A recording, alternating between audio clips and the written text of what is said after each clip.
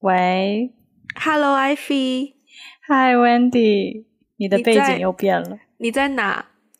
我现在在一个酒店的1层的前台附近的会议室，而且是一个完全开放式的会议室，在给你录音。Which means 就是有人进来的话，就是进进出出都会看到有一个人鬼鬼祟祟的在会议室里面打电话。居然有如此神奇的地方。是的呢。所以你现在在？你看我的背景，觉得我在哪？酒店啊。你可以再具体一点，我在什么样的酒店吗？我觉得你知道啊。我知道你在什么样的酒店，你在隔离酒店啊！我吓死了，我还以为说隔离酒店对你来说是不是一个 term， 不是一个很熟悉的是不是太陌生？我本人是陌生的，但是我对这个 term 不陌生。哦，那就好。对，我现在在很难得我们两个都在酒店录音耶。对呀。你在那酒店第几天了？哇，我在这个酒店因为我是来这里出差，第一站就在这里，然后我们结束行程之后回到最后一站也是在这里，所以前后加起来在酒店已经有4-5天了吧。哦，我今天是隔离的今天第几天啊？今天第5天吧，好像是录音当下。然后那我们在酒店的时间加起来差不多。然后礼拜4我们这一期节目上架的时候，我就回到家了，应该就解放。礼拜4那天 check out。对，哇，我觉得今天可以有很多值得慢慢 update 的东西，因为就是上次录音的时候我不是在伦敦吗？然后对，伦敦之后我去了苏黎世，就是瑞士，然后又去了比利时的一个城市叫做 Bruges， 然后在 Bruges 就是参加朋友的婚礼，然后婚礼呢就是一个可以非常 emotional 的地方，所以哇，然后包括从那边结束婚礼，结束我的欧洲之行，然后回到香港，然后又遭遇了就是机票突然间被取消这种 COVID 期间才有可能体验到的对这种东西，然后就我一到隔离酒店开始，我就是整个心情真的就是心乱如麻，觉得有很多需要去重新想、重新 process 的东西。对，然后今天就带我跟大家娓娓道来，跟大家分享一下吧。对，当然也不只是我自己，因为你也是在一个虽然你是 business trip 啦，就是比较工作性质，yeah. 但是好像你也感受到很多不一样的有很多不一样的收获。是的，应该说你的欧洲之行是一个跨文化之旅嘛，因为你完全离开了就是跟亚洲很不一样的这种风土人情。其实我也是，虽然我没有出国，但是我这次去的地方也是跟我自己本身的文化就是相差108000里的一个文化，非常充满异域风情的地方，所以对我也有很多的感触。我此时突然间脑海中有一首歌响起，56个民族56什么来着56枝花对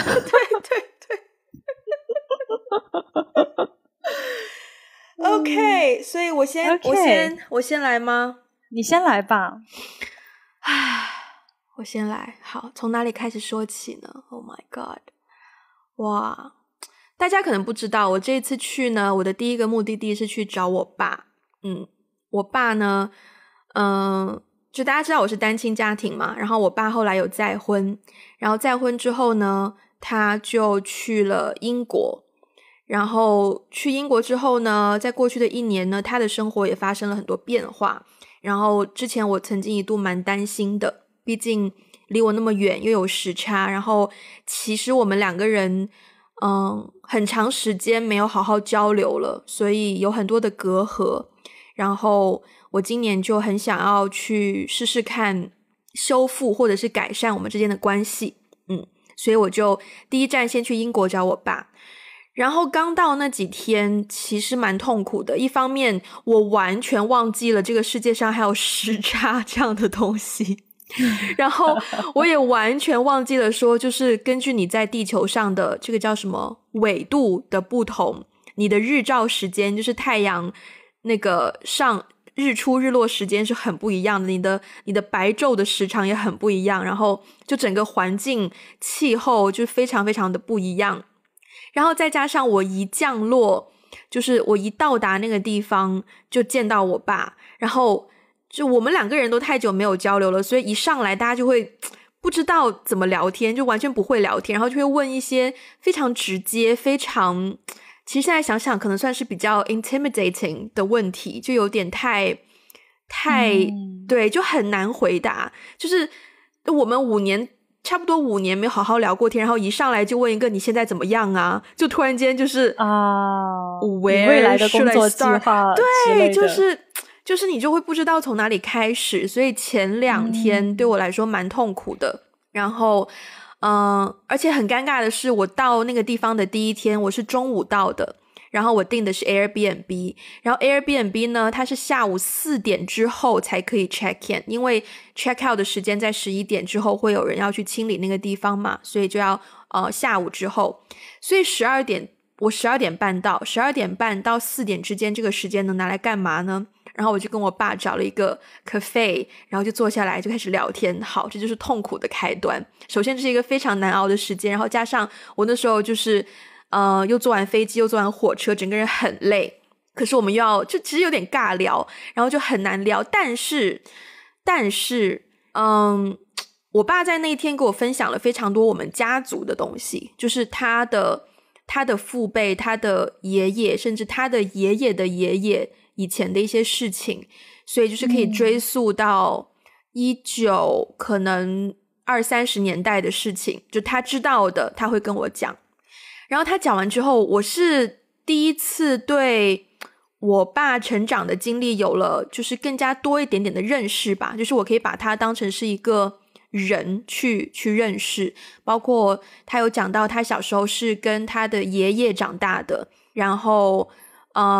就是爷爷跟他的奶奶在就是历史长河中就是面对过什么样的事情，然后生活环境发生过什么样的改变，然后对他的一些影响，他想做的事情是什么，包括因为我去之前就很想问他的问题就是你打算怎么规划你就是老年生活嘛，然后他就跟我说他想要像他的爷爷一样就是工作到可能70-80岁再说等等等等。然后他跟我讲的时候，我们两个人就至少我就很 emotional， 然后就是大庭广众之下就开始哭出来，不知道怎么应对对，就是哇，然后刚到那个地方也不适应，又很冷，就是英国那个时候才太阳快下山的时候，大概那时候也没有太阳下山，反正就在那个地方比较靠近海边，有很多海鸥，然后有很大风，那里大概10度左右吧，又很冷，然后整个人就非常的恍惚。好在第一天我就让我爸回家住，我说我第一天我要先休息一下，第2天你再来跟我一起住，就在我的 Airbnb。 然后第2天也蛮不知所措的，因为我会觉得其实很难，因为我一方面是一个比较主动或者说有的时候比较强势的人，然后我跟我爸在外面吃饭啊或干嘛的，我就会很直接的去做所有的沟通，因为要用英文嘛，然后在我的印象当中我爸英文一直不好，所以我就会主动去做这些事情。可是第2天的时候我又会开始觉得说你就这样完全让我去做吗？你真的不打算就是试试看吗？我当时遇到的一个问题就是我不知道怎么样 handle 就是父母讲英文讲得不如你好这件事情。我其实当下是很想要找一些 ABC 啊或者是移民家庭的小孩去问他们的经验，因为如果你的父母在他们的50甚至60岁才开始学习第2门语言，而你是从小就受那种语言教育的情况下，你的英文一定比他们的好，那在外面你怎么样去你会纠正你父母吗？或者是你会更愿意说全部由你代劳呢，还是你会更鼓励你的父母去用这门第二门语言呢？就我有很多这样子的问题得不到答案，就当下找不到人可以问。对，然后所以第二天我也有很多就有一些新的问题产生，然后第3天终于有所好转，就可能我时差稍微好了一点，然后也比较有耐心，然后就我爸让我惊讶到的点就是我们去逛超市，然后超市有一个面包区，我们只是靠近而已哦，我都没有想说要不要问他要不要买，他就直接拿起了一包面包，然后就问那个柜台后面的人 Excuse me, can you cut this? I want thicker. 然后我当时就I was like so proud of my dad, 就是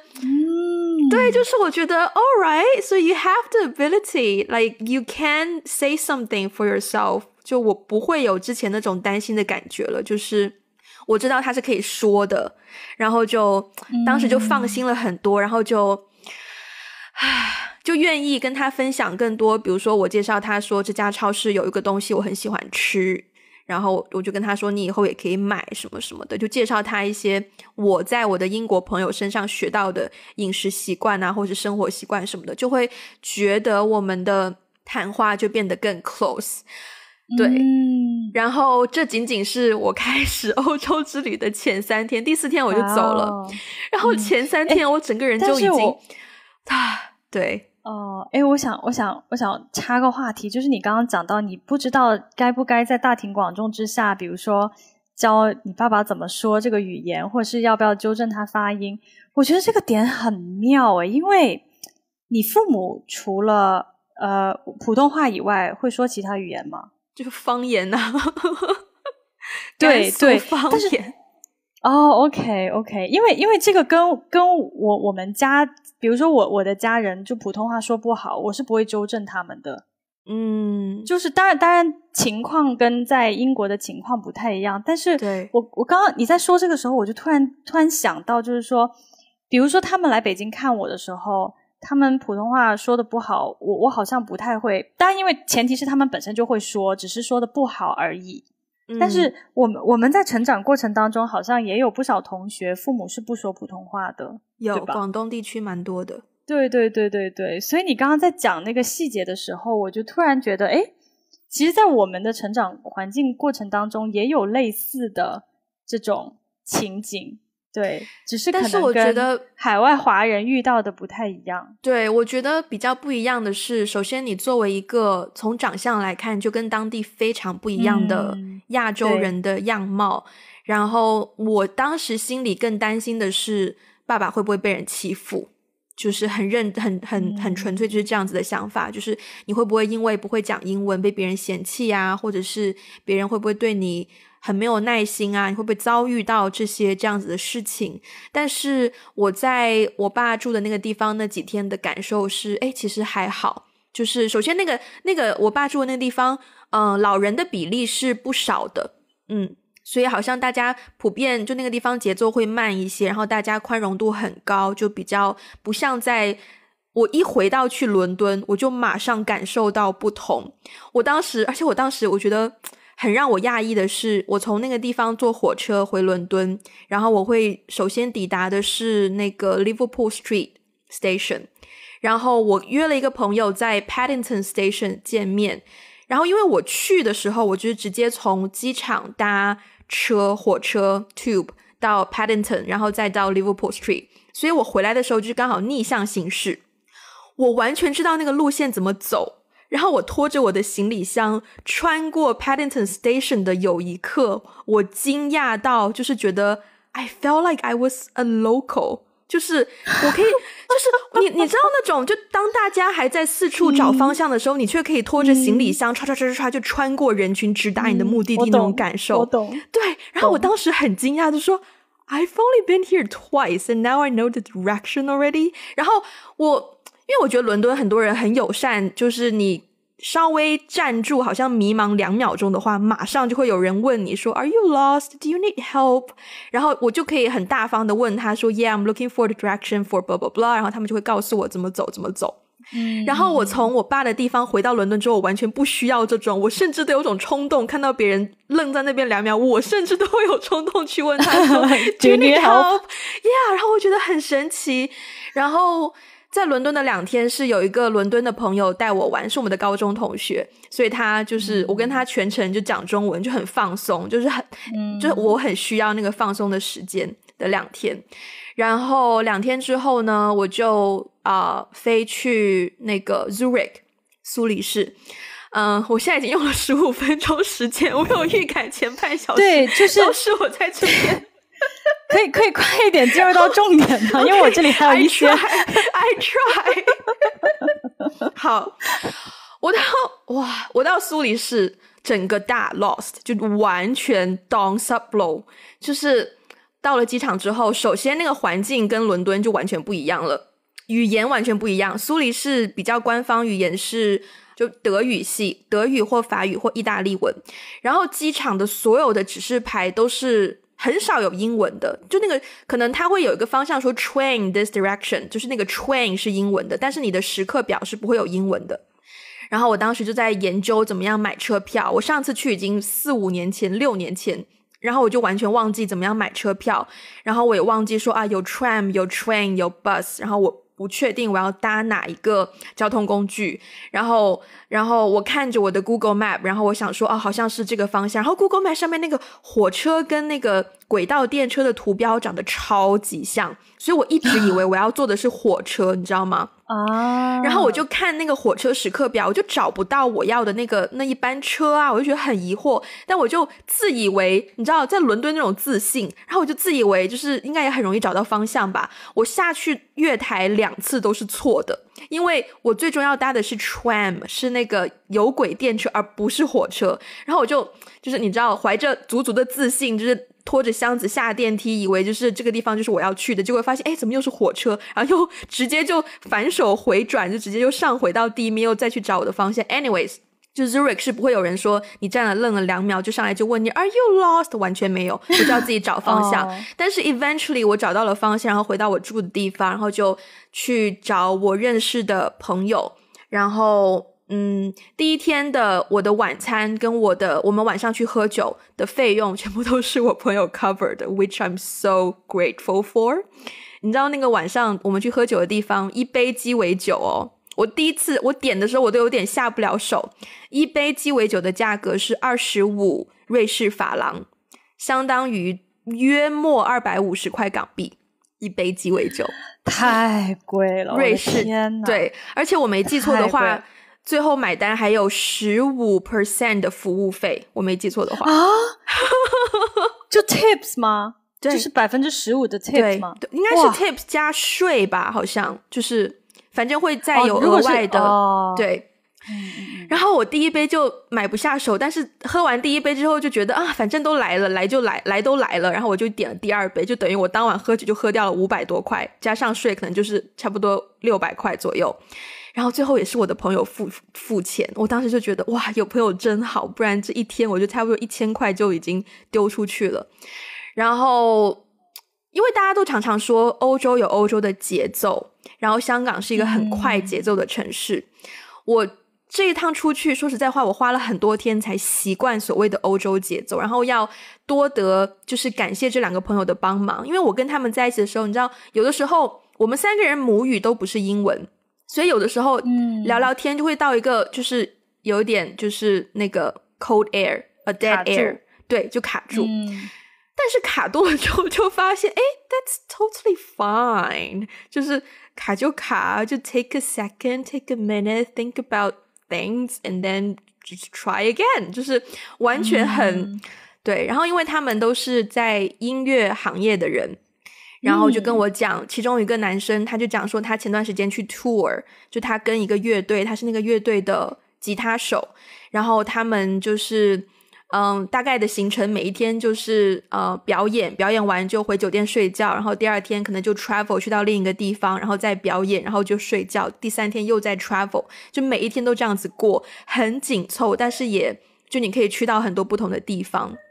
然后我听就觉得哇 yeah that kind of sounds like what I used to live like， 就是我以前拍戏的时候好像也有点就是靠近那种生活，但是 but now not anymore 的感觉。然后对 anyway 瑞士就见了2个朋友，然后我也去如愿以偿的去河边看了看，跟天鹅们打了个招呼，然后也发了 Instagram 的照片，然后也吃了一些东西天气也不错，也走了路拍了一些照片 blah blah blah。我在瑞士还有一个很骄傲的事情，就是呢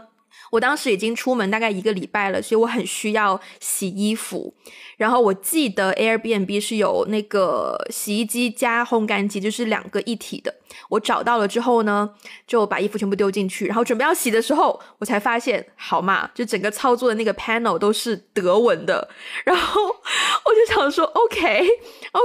那我不管烘干怎么样，我先洗。然后它有一个旋钮，就是帮你，一般英文它会是叫你选择是什么水温啊，就是速度啊，什么手洗模式、丝绸啊、棉这种嘛。然后我就直接转去 automatic， 然后就直接 automatic 先洗。然后洗完之后就发现说它洗完但它没有烘干呢，那我怎么样去选择烘干呢？我就拿手机那个第一次用中德词典就查烘干的德文是什么，好像是个 F 开头的什么单词，然后我就去那个 panel 找那个 F 开头的单词，可是我也只认识那个单词，我也不确定怎么样选择温度啊、时长啊 blah blah blah， 反正就是摁了之后就一路 OK， 就让它转就对了。最后我成功拿到了烘干完的衣服 which I'm so proud of myself。对，哇，这就是瑞士的2天。瑞士结束之后呢，我突然想到你刚刚那个中德翻译可以找宇哥真的，宇哥不是刚过了考试吗？Anyways， 然后呢，我就去了比利时。比利时呢，就是更加 emotional 的几天。当时是去参加朋友的婚礼嘛，然后我到的第一天还巧遇，就是我那架火车在瑞士是，我看一下，在瑞士是德文、意大利文跟法语，然后在比利时呢是荷兰语、法语跟英文。然后我坐那架火车，好不容易找到我要上的火车，然后开到某一个站，然后就开始车长开始广播。第一轮德语听不懂，但是呢车里开始有一些蠢蠢欲动，就有一些比较年轻的人开始发出一些 What? No 的声音，我就知道 something's going wrong。 然后可是我听不懂，我就静静的等。好，第2轮法语依然听不懂，但是车厢内有更多的人开始站起来四处张望，似乎有想要下车的迹象。好，没关系，我等。终于等到英文。Basically 车长就是说前方好像有一些标识还是什么出现了故障，请大家就在车厢内等待我们下一步的通知。OK， 好，那我等。我当然是希望没事啦，这样我就可以不用动嘛，因为我箱子也很重。可是呢，过了一阵子，车长又开始广播，第一轮依然是 Dutch 荷兰语，听不懂。但是刚刚那几个开始 What No 的年轻人呢，就动作开始大起来。因为有一个男生，他本来我看到他打开电脑，他应该是打开了 Adobe 的，不知道是 Premiere 还是 Audition 什么的，就是你知道我们常用的软件。我本来想说要不要上去跟他打听一下消息，然后我还没有开口，然后车长开始广播了几句之后呢，他就把电脑合上，然后就拿出包包，就开始把电脑装起来。我想说 What are you doing? Stop doing that. No, don't do that.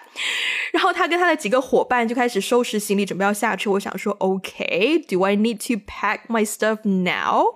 但我想说还是等嘛，就听完英文的再说。然后法语 of course 听不懂，但是车上就更多人开始打包行李下车。然后最后终于到英文，车厢里几乎只剩我一个人了，只有我一个人在听英文的广播，就是说这辆车确定是不会往外开了。如果你要你要去 Bruges 的话呢，你要下车去找别的月台，然后上别的车。我想说 fine， 就是我有预感到说你去欧洲就会要做好准备，会遇到这种突发状况。然后我就下车，然后下车之后在那个月台的那个时刻表面前就围了很多很多的人，大家都在看，我也去看，但是也看不太懂，因为那个系统跟我所熟悉的完全不一样。然后看稍微捉摸到一些头绪之后呢，我又去准备问一下人。我觉得我这次旅程我很感谢我自己，就是我敢开口问人。我记得我第一次离开就出境，我是第一次出境旅游，或者是说就出境的机会，我是去台湾。我当时去台湾我是不敢问路的，就虽然是同一个语言我都不敢问路。我记得很清楚，我第一次问路是在台北车站的门口，我当时从花莲回去吧，然后我想要确认说大家排队是不是在等某一个公交车，可是在那趟旅行之前都是我朋友在帮我问路，因为我一直都不敢问，可是从花莲回去是我第一次敢开口问路，然后我朋友就非常的替我开心，替我骄傲，然后我现在就是更加就觉得自己有成长，就是我等到大家都用荷兰语啊法语啊问完车长之后，我就一个人默默的过去问说 Excuse me, is that 12:45 train going to Bruges? 然后他就告诉我说 Yes, that's a train to Bruges and it's a direct train. 我想说 OK, good. 然后我就成功的上了车，虽然是站着过完了45分钟，因为那个轨道有问题，所以他要 detour 绕路，可是我觉得很好，就是我站的那个车厢的接轨处刚好有一对老夫妇，他们带了一只狗上车，然后那个狗就直接在我面前来回的走啊坐啊看啊玩啊，然后觉得很开心有一只狗狗陪着我，不然我应该更难熬过那45分钟。 OK， 我现在终于到了 Bruges。 你现在已经26分钟过去了，姐姐你能 fast forward 一点？我14天的旅行，你要我是I'm really trying。 好，我到了 Bruges 之后呢，如果大家没有去过 Bruges 的话， Bruges 是一个很有中世纪那种欧洲风情保留的非常好的就是小镇的感觉的城市，它的地面呢全部都是不平整的石板路。然后我到的当下，第一我没有欧元现金，第二我只有 American Express 的信用卡，没有 Visa， 那边比较不接受 American Express， 所以我不敢搭公交车，也没有办法坐的士。然后我朋友就跟我说你可以用走的啊，你在 Bruges 用走的就好了。我想说 fine， 提着我20多公斤的箱子走20多分钟是吧， I can do this。 然后就一路拖着行李箱，就在那个路上就走了20多分钟中间还要暂停下来换一下手。就我一开始心中想的就是 Are you kidding me? Walking like this for 20 something minutes. I hate this place. I hate Bruges. 然后转念一想，不对，我是来参加婚礼的，我不可以有这么消极的情绪，所以我就对自己说 You've got this, Wendy. You can do this, Wendy. 然后就一路给自己打气。然后到了酒店 check in 的时候，那个房间的服务员就跟我说你很方便，因为你的房间在1楼，你只要从这里下楼梯再转弯上楼梯就到了。然后他就问我说还是你 prefer 就是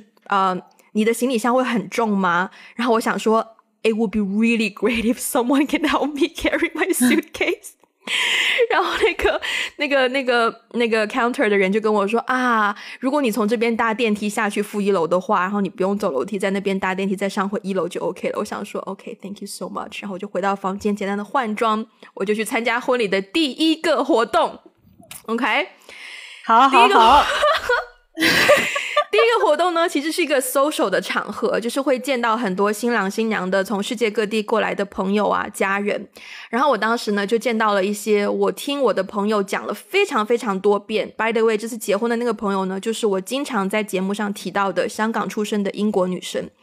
因为我跟她认识8年了，然后她的高中同学大学同学都去参加她的婚礼，然后他就都介绍给我认识，我就认识了很多很多人，甚至包括是他们的父母他们的家庭也都是听过我的名字。然后我在那个场合就是会遇到有人见到我就直接说 Are you Wendy? 然后 I'm like Yes I am， 然后他就说 I've heard about you so much， 然后我就说耶，因为我完全不知道他是谁，我就只能耶，然后我就 hug， 然后就开始 I don't know like random social small talks。 Anyway，那一天呢就认识了一些人，然后第二天呢就是婚礼的当下，婚礼当下我从就是我们的新娘跟她的爸爸在我们准备进门那个门口 stand by 就站好在那里开始，我就开始流眼泪，然后流眼泪，然后发现我包包里没有纸巾，然后我就马上向我身边的朋友求助，然后我就说 No not now, do you have tissues？ 然后我朋友也很好笑，他那天是刚从荷兰跟他的男朋友的家人开车过来，然后他整个行李还在身上，他就马上打开他的行李袋还是什么的，然后他好像也没有纸巾，他又从化妆包里抽出了5张化妆棉给我所以我婚礼的2个小时全程就是靠那5张化妆棉在吸收我的眼泪和一丢丢的鼻涕，所以还要理性的考虑如何使用那5张化妆棉。然后婚礼当天天气也非常的好，然后就是那个氛围就非常的 on point， 就是不多不少，然后有一定的幽默，也有很多感人的地方，就哭得稀里哗啦。然后晚上就有一个 party， 然后那个 party 也是在一个就是古建筑的地方，然后里面就会有很多以前很老的家具啊，然后是一个很旧的楼啊，然后有一个花园啊，然后有一些就是小亭子什么的，是一个很浪漫很浪漫的地方。可是呢，这个地方就要向大家就是提个醒，就是比利时的啤酒很厉害。我第一天到的时候，我就为了说 I'm gonna save myself for Saturday night， 就是我已经准备好礼拜六晚上我会喝酒，而且是喝就是最厉害的酒。然后到礼拜六晚上我就开始去点啤酒，它有2种啤酒，一种是度数比较少的，大概4-5度，另一种是度数比较高的啤酒，9度的啤酒。然后我就想说 I'm gonna do the strong one， 然后2杯啤酒之后呢，我还是有记忆的，可是大概3-4杯啤酒之后，大概12点之后，我知道我是3点离开那个地方，而且是被我朋友基本上半拖半就拉回我的酒店房间。12点到3点我几乎是我这就是所谓的断片吧，就是你不太记得发生了什么事情，你只记得一些碎片的地方，就是断片，那就是断片。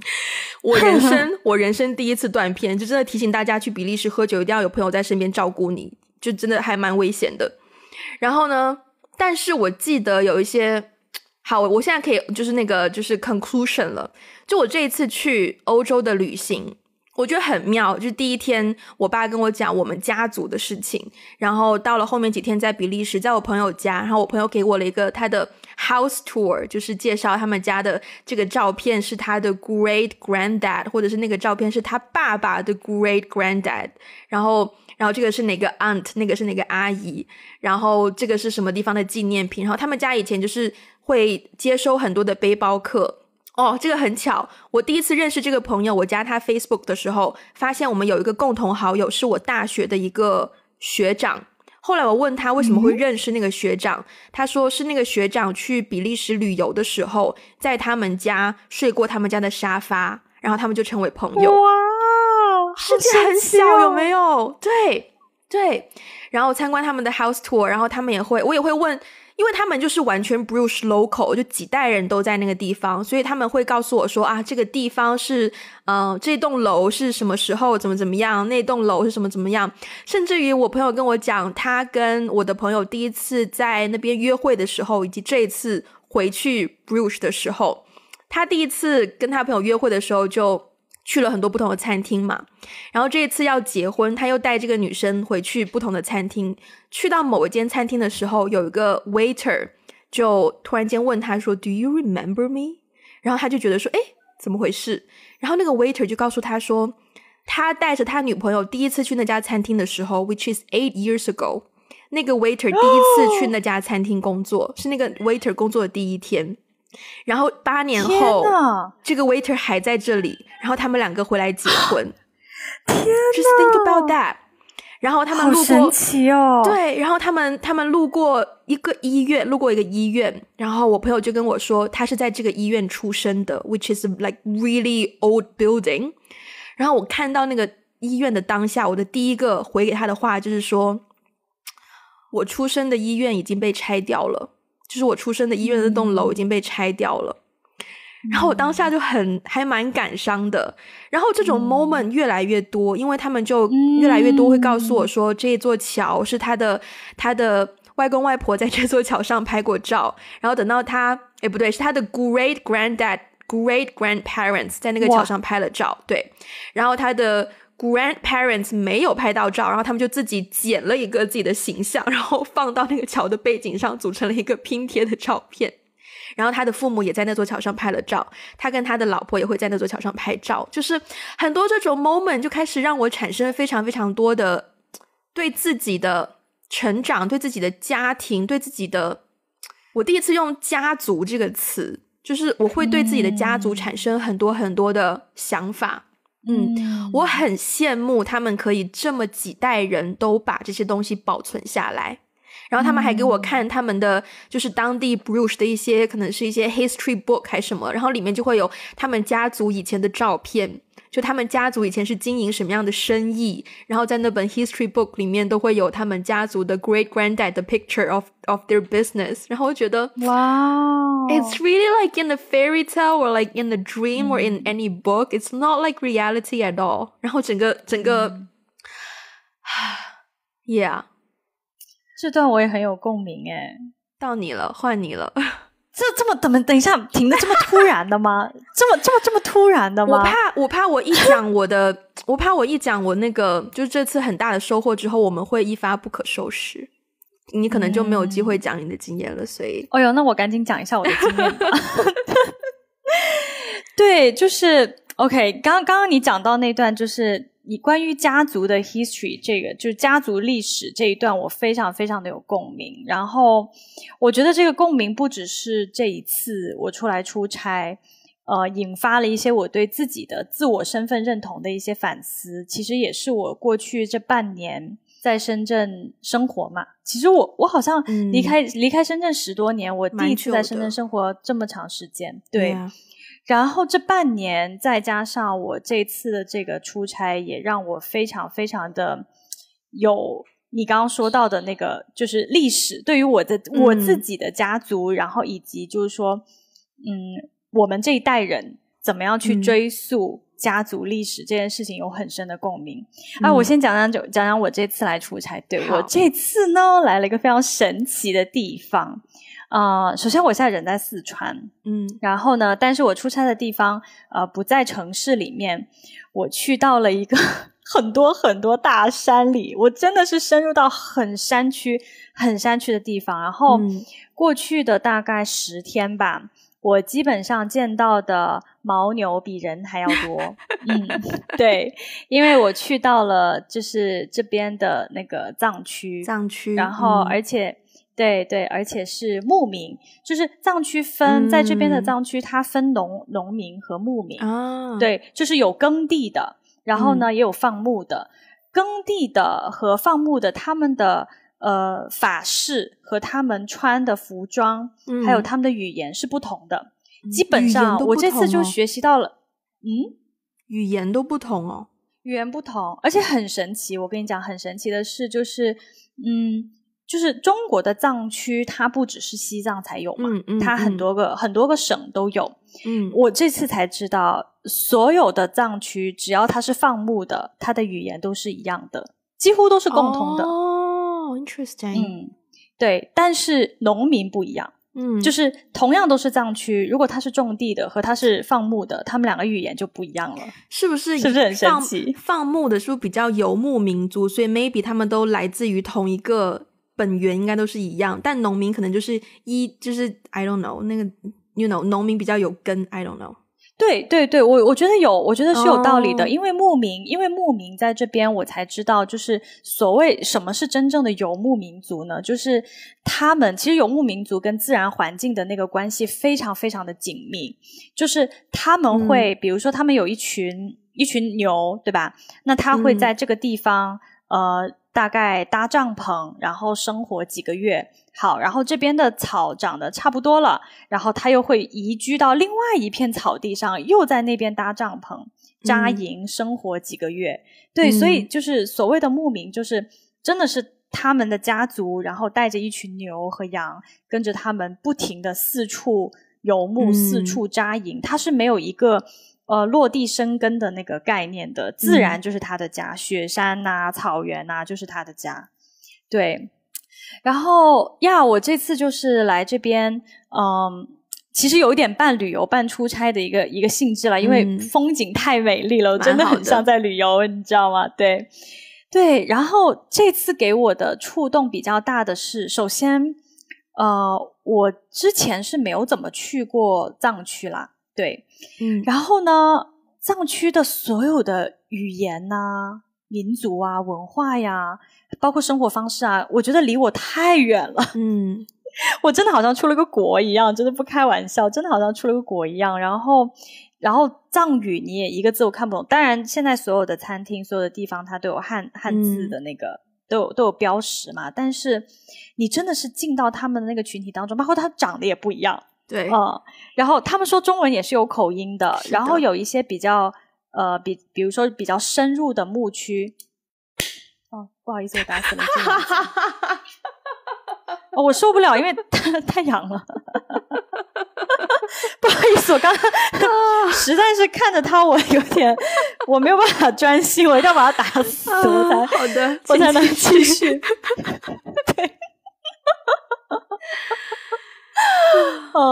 对，然后呢，我跟他们就是相处了一段时间之后，我就发现哇，我真的是觉得自己好像出了国一样，我好像到了一个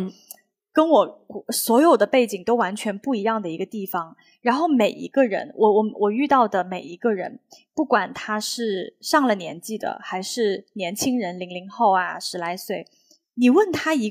就是比如说你问他说为什么藏族这么多这种就是这种天蓝色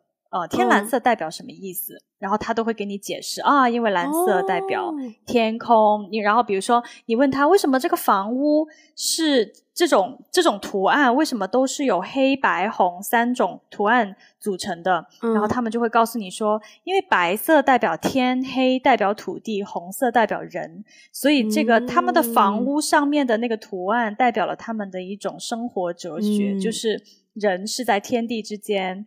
我们跟自然是融为一体的等等。然后我就被 amazed 到了，就我被 amazed 到的点是，如果今天有一个人问我，假如以前我们在国外留学的时候，经常就会有同学，就国外的朋友会问说你们中国人比如说为什么吃这个，为什么用筷子，然后这个是什么意思，那个是什么意思，我 to be very honest 我真的一句话都解释不清楚。Yeah， 我真的解释不清楚，就是我不知道我不知道为什么旗袍长这个样子，我不知道为什么我们要用筷子，我也不知道仁义孝道它的起源我大概知道了，但是我解释不清楚。对，然后所以我就发现说哇就是他们这个藏民族就 Tibetan 非常非常的首先他们对自己的民族文化有非常强的一个 identity，一个非常强的一个就是一个群体归属感非常强，他们非常的清楚的知道自己的根和自己的脉络来自什么地方，这个东西代表什么，我做这件事情的意义背后是什么，以及呢就是我们遇到的每一个就是未来可能的一些比如说一些合作伙伴啊这样子啊，我就发现他们有一种非常强烈的愿望想要去创新。对，创新的意思就是说因为大部分人是接触不到这个藏文化的嘛，因为它的地理位置比较离城市比较远，那可能很多人是透过一些媒体啊，透过旅游，那边旅游行业非常发达，那很多人就是透过去旅游啊，媒体啊，包括他们的首饰，他们的一些民族的一些工艺特别漂亮，然后大家通过这种方式去接触到。不好意思，又一只蚊子哎呀，我又打死了一只，不好意思，我现在充满了鲜血的手。如果是藏民的话，他们应该不喜欢我，应该不喜欢我杀生吧anyways 没关系啊，反正你打死蚊子流的都是你自己的血是他吸的是我的血对，没错对，然后我就发现他们有非常强烈的一种动力想要去复兴自己的文化然后就是因为复兴的一种方式它一定要创新对，它一定要结合现在的人能够理解的一种 fashion 啊，或者是能够理解的一种方式去做创新嘛，去融合他们自己的传统文化，然后再去创新然后我就被他们的这种首先我被他们这种非常强的群体身份认同以及他们想要去延续和创新还有传承他们自己的那个文化被震惊到了因为我觉得ultimately 他们之所以有这么强的动力是因为他们对自己的民族文化有非常强的认同这种集体的认同然后我在跟他们聊天的时候比如说他们就会问说那比如说你是广东人你在广东你们会吃这个吗？你们会怎么样的呢？然后我就发现都可以啊我就发现我好像没什么禁忌你知道吗？就是首先我自己并不是很了解真的是所谓非常非常传统的广东人啊，或者是广东的一种什么思维模式行为模式。然后其次是我发现好像现在特别是在城市里没有什么特别的禁忌。我接个电话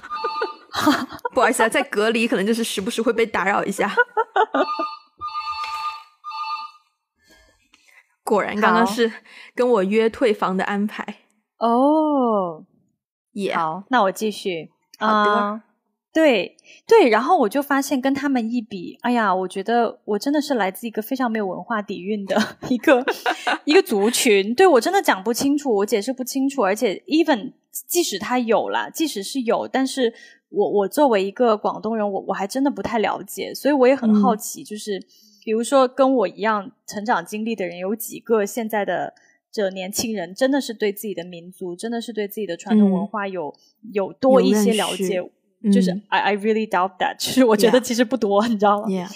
对，然后所以通过跟他们的交流，我真的就开始有更多的反思，就是说回到关于我是谁这件事情上。对，因为你知道很有趣的是呢，你知道藏人的名字跟我们不一样嘛？首先他们是藏文啊，对，就是他们的名字肯定都有藏文，但他们是音译的，不是，等于是说他们把藏文的那个发音会翻译成汉字，会翻译成中文，对。然后我就记不太住啊，因为有很多什么扎西啊、卓玛呀、错母啊，什么就是各种排列就非常多的组合。对，非常多的组合，而且非常多我们不常用的字。对，但是其实你也不用很 care 那个字到底是哪一个汉字，因为对他们来说无所谓，因为那个是个音译的名，就好像我们翻译成英文名，就是杰克，就是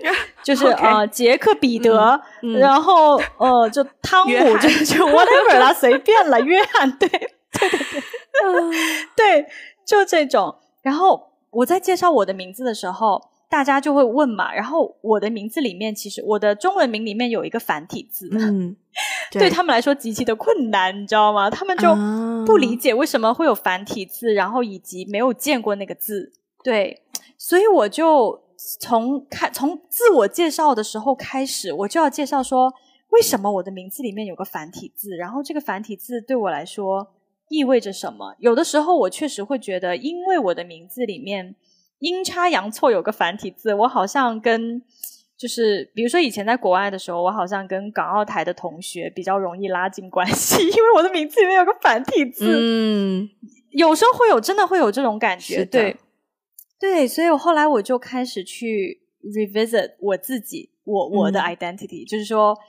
OK， 我遇到的所有的人都是比如说 Tibetan， 然后哇他们都好强啊，好有民族自豪感啊，好怎么样，那我也会开始思考说 OK what it means to be a Chinese，就是有什么特别的吗？好像没有什么特别的。对，所以你刚刚讲到那个就是说好像哇你的朋友他竟然可以好像在历史的长河当中在同一个地方然后可以看到他祖先留下一点轨迹对祖先的一些足迹，甚至不要说祖先就说爸爸妈妈好了。对，我也觉得让我感触也很深，因为我自己觉得，特别是我觉得你应该感受也很多，就是在深圳，我们在深圳生活成长的这个地方，深圳变化太大了。就我出生不要说你啊，我出生的那个医院现在已经重新医院本人还在了，医院本院还在，对，但是已经完全翻修了一遍，就是已经完全不是我以前小时候出生的地方，包括包括我小时候就是长大的那些街道全都变了，有一些直接拆掉了，有一些那个区就直接拆掉了，然后就完全换了个样，我都完全没有办法带我的朋友来说，哎，看这是我的小学，看这是我什么的地方，因为没有不存在。对啊，好像有一种自己的脉络被连根拔起吗？对，切断了的一种感觉。对啊，你知道你刚刚在讲到藏区的时候，我突然反应过来一件事情，我觉得很神奇的就是大家可能知道我是在兰州出生的嘛，然后我的藏族，对 that's my point，兰州其实是一个多民族融合的地区，就是有很多藏民也有很多回族人，然后其实在我小时候成长的过程当中，就是会常常听到不同的语言，所以其实对，所以其实我是在一个多语言的环境下是啊出生长大的，所以其实这个就要如果连接到我现在想讲的，就是我对于我下一步的一个打算，以及说我对自己这段时间一个认识的话，就是I think I belong to places where there are more than one language, or even there are languages I don't understand. Like that's my destiny. 就我应该是属于一个有我听不懂语言的地方，那个才是我 like what I was born for. 就应该我出生就是这样子的，可以叫命运吗？可以叫 destiny 吗？对，可以啊，可以啊。对，所以包括我这次回来，我做了好多好多的 reflection， 有非常非常多的想法去消化。包括我回来的前一天，我机票不是被取消吗？因为一个 COVID ban， 然后我重新订机票就转2次机，然后中间就有非常多在机场的时间。我从我第一个航班起飞前，我就开始写日记，想说要统整一下，但仅仅是统整我在比利时参加婚礼的那些经历，我就从我起飞前第一班航班起飞前一直到我即将抵达香港，我都还在写同一篇日记，2000多字的日记。然后重点是让我觉得很神奇的是，我写到一半就开始写礼拜六发生的事情，我就开始没有办法用中文写，我就开始用英文写。然后我是写了1000多字之后，我才回过头来看，就是 shit， 就是我一直在用英文写，而且我没有觉得不自在，我没有觉得很困难，这让我觉得我第一次有这种很强烈的感受。当然中间还有一个插曲，就是礼拜六的晚上，因为我朋友是以前大学是学中文的嘛，所以在那个 party 就有很多他的大学同学，他们都是本来学中文，然后跟他们闲聊的时候呢，就有一个朋友突然问了一个问题，问另一个朋友就说，To be honest, do you still use Chinese after graduation? 就他问他说，你大学毕业之后还有在用过中文吗？然后那个朋友就说，Not that often, but like learning Chinese helped me to find another identity of myself. 然后我听到那句话的时候，这绝对 I blame on Belgian beer， 一定是我喝醉了才会这样子，我当时就哭出来了。然后我觉得哭屁呀，这是哭屁呀。然后但是到了晚一点，我就忍不住跟那个朋友就说 When you said that, I felt like that's exactly the same thing with me regarding English. 就是英文其实是帮助我找到了我的另一个 identity. 我终于承认这件事情。我以前只觉得学英文，当然大家都说你bilingual的话，你讲另一个语言你会有另一种性格，但是我觉得对我来说 it's more than that， 不单只是另一种性格，而是它真的会帮助你去从另一个角度去定义你是谁，去对，帮我找到了另一种生活方式。然后我之前就是今年是我来香港第8年了嘛，已经。然后之前我拿到 PR 永居身份证护照之后，你不是有问过我有什么感想吗？不好意思，我又打死了第3只啊，还有第4只，怎么回事？我都看到了 ，Oh my god！ 他在那边垂死挣扎，不好意思，我要杀生了。好的，我的藏民朋友又要 blame me，OK， 好的，死掉了。不好意思，因为我太招蚊子了，我的腿啊。我刚讲到哪？不好意思。刚讲到，对，就我之前拿到香港身份证的时候，你不是有问过我有什么感受吗？然后我当时是真的挺恍惚的，就我没有想过有什么感受，我只知道那是一个7年前我想要得到的东西，然后我现在得到了，所以 What would be my next goal？ 我下一个目标要是什么？我当时不太知道。坦白说，过去的这半年多有一点点迷茫感，但我觉得这次去完欧洲回来之后，我对我的下一步路线开始比较清晰，就是我老板还不知道这件事，但我觉得老板并不知道等待他的是什么。我知道我的同事，有一些同事会听这一期节目，拜托你听到之后先不要告诉我老板。就是我觉得在未来可能2-3年吧，我希望我可以搬到欧洲去生活。我不知道是对，我觉得我想要给自己多一些机会去体验，就是我现在想到的地方，就很多人都跟我说西班牙很不错啊，很多人跟我讲说柏林很不错啊，也有人疯狂跟我推荐伦敦啊，包括我这一次去完回来，我就发现其实好像我现在在伦敦认识的朋友比我在香港认识的要多。我跟你说，那天你跟我视频的时候，你在伦敦那个家，我真的觉得好像是你家，就我真的就觉得好像你就应该住在那里一样。那个地方蛮贵的，就算我真的搬去伦敦，我应该住不起。OK， 对，但就是我发现了这件事情之后，我就开始多了很多的动力，就是我发现说这不是什么跳出舒适圈，对我来说不是这样的问题，而是说我本来就是兰州就是一个多语言融合的地方 I'm used to that， 就是我是习惯了那种生活的，反而现在我会讲广东话，然后香港 maybe 第二语言中文普通话或是英文我都会，然后我可以在这里如鱼得水，但是如鱼得水不是我的如鱼得水，就这种如鱼得水对我来说反而是一种不适合，所以Yeah, that's a huge life update, everyone. Wow, everyone, 我以后可以去欧洲常常，希望我可以经常有借口去欧洲找你。这也是给我多赚钱的一种动力，因为去欧洲很贵，你知道吗？没有，欧洲有的地方其实比香港便宜很多。我们那天去 grocery shopping，我们去一个 butcher， 我们但主要是肉品啦，因为那边就是什么畜牧业比较发达。然后我们当时去我们去一个 butcher shop 买一些肉制品，然后买完之后就总共才12欧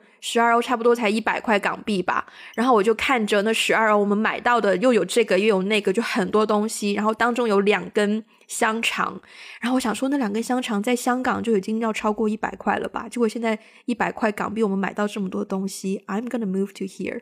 就是那种感觉，对对，所以不见得生活性价比很好，对，性价比蛮不错的，对。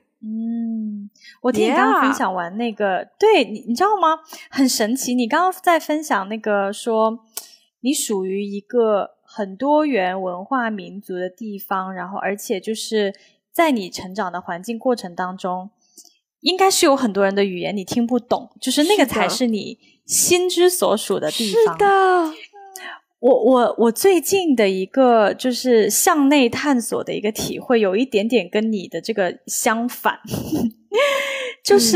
就我的意思说，我探索的结果对于我自己而言的那个结果有一点相反，是因为我发现在我还少不更事的时候，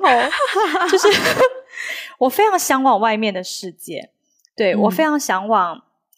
就是去国外啊，然后说不同的语言啊，怎么样啊，交不同国家的朋友啊，对。可是在这么多年之后，当我这半年回到深圳，我再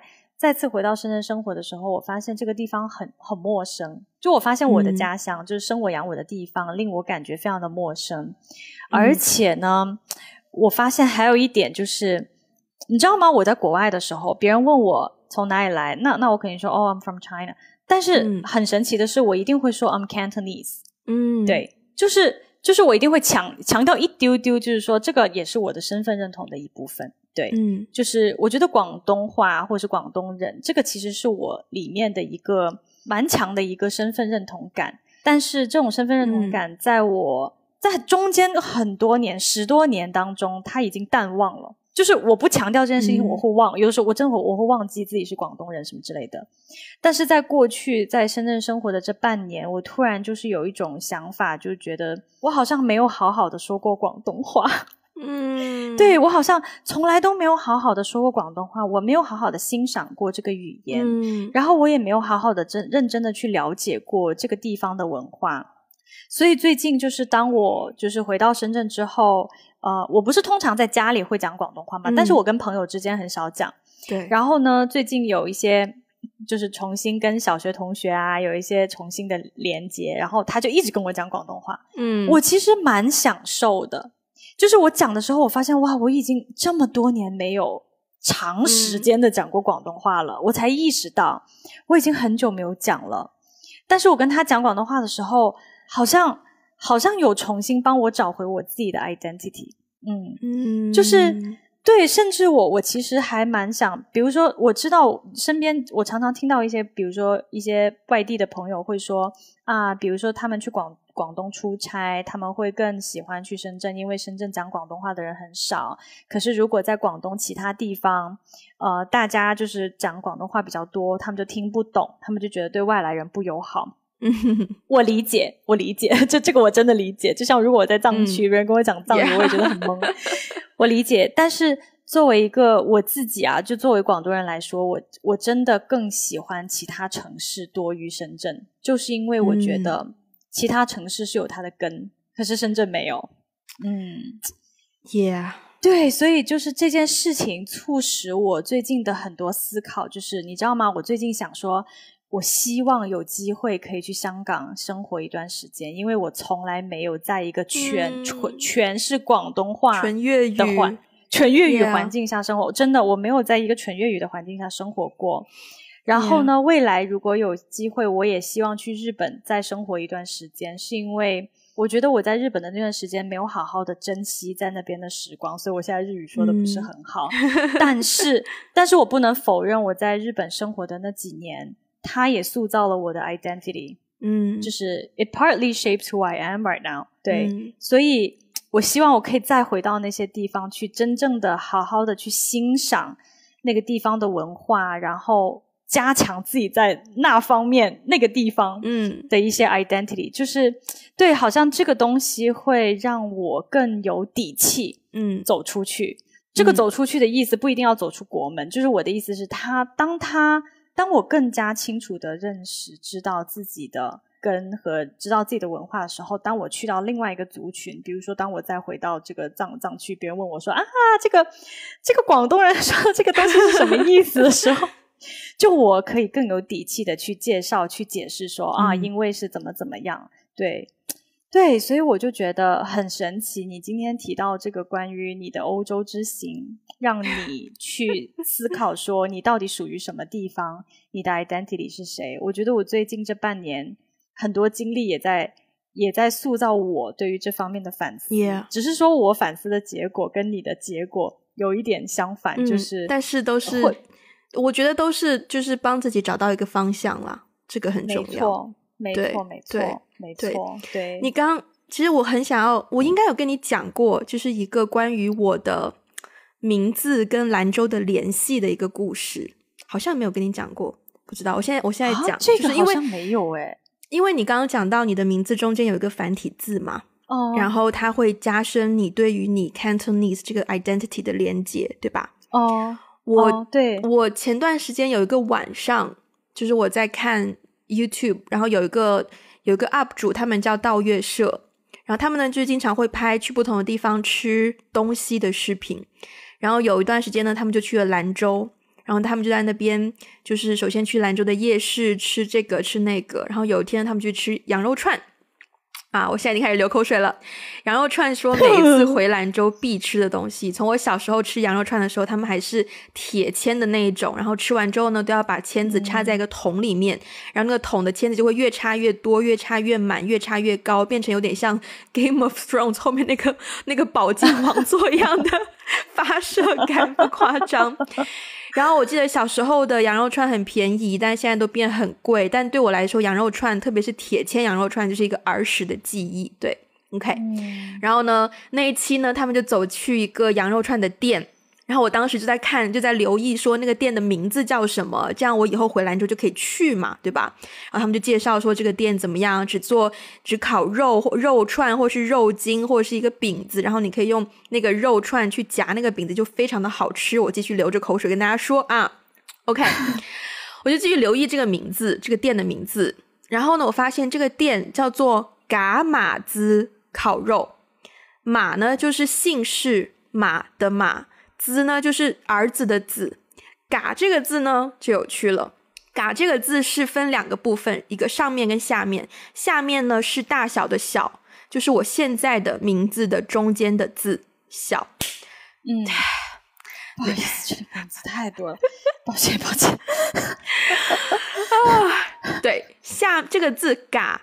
首先讲嘎这个意思好了。嘎这个字的意思呢，就是小的意思，通常是形容家里最小的小孩或者是一个很小的东西。譬如我妈就会跟我常常形容我们家她不是有2只狗嘛，然后那只小的狗叫多多，我们就常常戏谑的称小多多为嘎多多，因为就很小，所以那个字是一个带一点土气，但是就是也很生活化，也会常用到，但是写出来不太有人知道的一个字。然后那个嘎字下面是大小的小，上面呢是牛奶的奶去掉女字旁。你可能不知道，但是我刚出生的时候，我的名字的中间的那个字不是小，而是牛奶的奶去掉一个女字旁。所以我当天晚上我看到那个字，然后我想到我自己的名字的时候，我第一次发现了一个我跟我的家乡那么强的连接。就是因为那不是一个什么雅啊方啊这种很柳啊很常见的字，它是一个很带有一点点就是风土气的一个字。然后我第一次知道我可以跟这种字有连接的时候，我就发现说就很感慨。对，就很感慨。对，然后呢对，这个故事我很想跟大家分享。然后另外一个我很想跟大家分享的故事，也是这一次去欧洲，我觉得那个是我离开那个 Bruges 最好的方法，就是我走之前的早上，我朋友跟他的爸爸带我去参观他们那个城市的墓园。然后一进去墓园呢，就面积非常的大，然后有各种不同的墓碑，然后不同的人埋葬在那里。然后他们就会跟我介绍说你看到这个名字吗？这个就是你在我们家看到的那个照片里的 great granddad 然后我想说哇就是有一些这样子的画面。然后也有的墓碑就是它本来是石头的墓碑，然后呢因为在 Bruges 那个地方，就是如果你是同一个家族的话，你的后代可以跟你用同一块墓地，然后墓碑上就可以加上你后代的名字，但是你不可以破坏原本的墓碑，所以就有的墓碑是底下是石头的，刻了最原始的人的名字，然后上面又加了一层玻璃，然后在玻璃上又刻了后面就是进入那块墓地的人的名字，就会有这样的设计，可是是同一个家族的墓地。然后大概是到了他们的好像就是他们的就是 grandparents 吧，我朋友的 grandparents 的墓碑的地方，然后那个墓碑的前面呢就摆了一块石头，然后上面摆了一束鲜花，然后那个鲜花是我朋友就是结婚的前2天，就是他们第一天场地里的鲜花，他就带过去，然后就放在墓碑上，所以很新鲜。然后那块石头呢，他们就跟我说是他就是我朋友的这个grandparents 以前最喜欢爬的山，那座山带来的石头。然后我就问他说是他们自己带来的吗？然后他们就说不是，是我朋友的一个 uncle 带过去的。然后我听到这个我很多感触，因为你会看到每一个人不同的墓碑前面都会摆有种不同的花，然后有不同刻字的方式，有不同的有的摆了照片，有的不摆照片，就是会有一些可以代表那个人的一些东西在那里。然后我看到那个石头的时候，我就会开始想说，那我的墓碑前面要放什么？因为我没有办法只用一个地方的东西去代表我自己。然后后来我就想到，如果将来可以的话，我的墓碑的前面要放兰州的土，要放海口的土，要放深圳的土，要放香港的土，还要放我之后生活地方的土，就是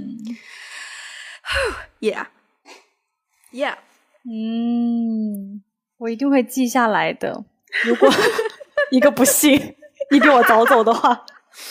我一定会找